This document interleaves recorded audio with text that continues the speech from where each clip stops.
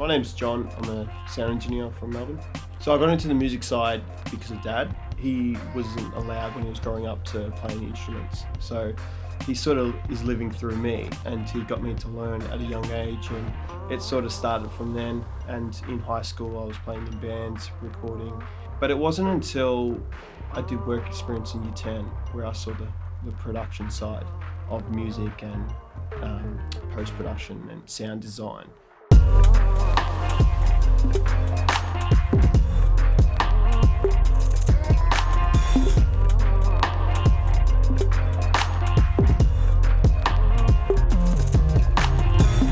So I did 2 weeks at a post house, and they did a lot of radio commercials, and it sort of just opened up my eyes of the beauty behind production. And you know, there's music and there's live music, but then there's that whole world of recording and mixing. And so I did 2 weeks there, and I was blown away.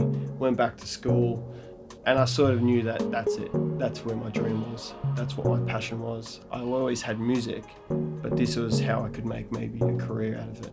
I told my parents that this is what I want to do. They've always been supportive of that.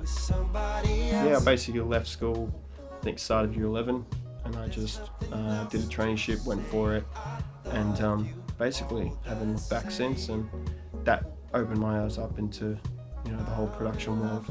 Coming out of uni and my traineeship, I was working full time, doing more radio stuff. We're doing something like 200 radio commercials per day that were going around Australia, and it was really good. Good job to have, security. I didn't get into this industry to do the same thing every day, you know, and that's when it really sparked me to then go on my own and try to do something. It's always going to be hard. It's always a risk that you do. So I went back into my little tiny studio in my bedroom, and I was doing some stuff there, you know, maybe working with a few artists. Sort of opened up into the location sound world. So that's when you go on set and you're part of the sound department for corporate television ads or television shows or corporate videos, web. So that sort of opened up a new world as well. So it was a good balance between being in the studio and being on set.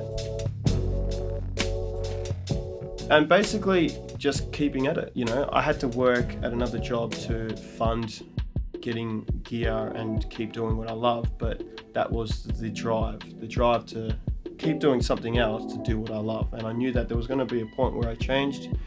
And I was working full-time up until 6 months after I built this joint, and just to keep going and just making sure. But I think it was the moment that I ended the other job is when you can actually walk into something that you've created, and you can really feel the sense of, you know, just that feeling that you've done something and you've created. Basically, it was a dream to have a studio. And so since then I haven't looked back.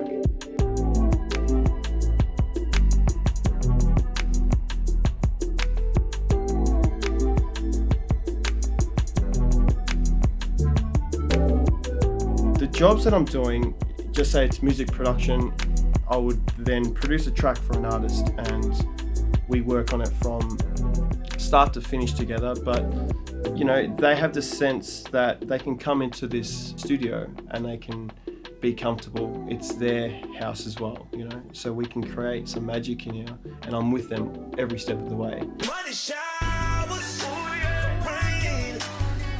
We even had Fat Joe come in while he was on tour. He was writing a few songs for his new album, and he come in and recorded Money Showers, which was pretty cool.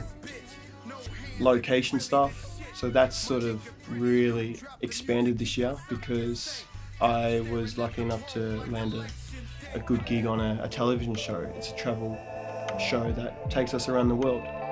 In April I went to Europe, so Iceland, Paris, Edinburgh, London, and yeah, working alongside some pretty cool TV names, traveling around, and in 2 weeks we get to go back to do the same show but more episodes, so going to America, South Africa, Morocco. So yeah, pretty pretty exciting stuff in that aspect, but it comes down to that balance that I was talking about. So the balance of me being in the studio, being on set, traveling, it's all really getting to a good point.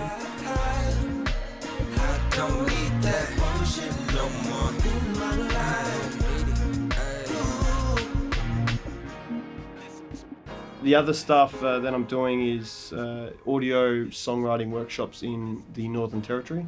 So I fly up there and write a song with the kids. We've got facilitators. Yeah, we basically record the kids, make a whole song through the week, and then sort of present it to them at the end of the week. And we're writing songs with the values of their school, and so then we present it back to them, and they love it, and they just keep playing it on YouTube. It just re-inputs the values that they are learning, and they can use it through the power of music. And so basically every job that I do is different, but it's amazing because you can come here, it doesn't feel like you're working, because if you do something that you love, you're never going to work another day in your life.